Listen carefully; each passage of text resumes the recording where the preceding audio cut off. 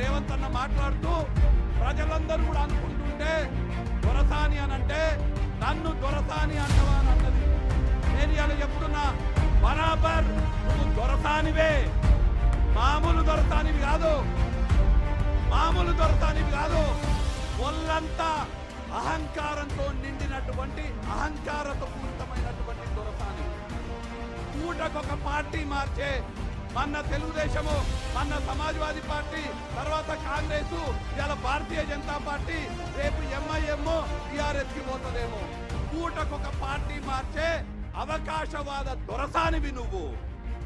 బడుగు బలహీన వర్గాలని ఓర్వలేనటువంటి బలహీన వర్గాల వ్యతిరేక దొరసానివి నువ్వు. గద్వాలలో బంగ్లా రాజకీయాలు చేసే అహంకారిత పూర్వమైనటువంటి దొరసానివి. నేను ఇలా చెప్తున్నా చాలా బాధ్యతతోటి. ముదిరాజుల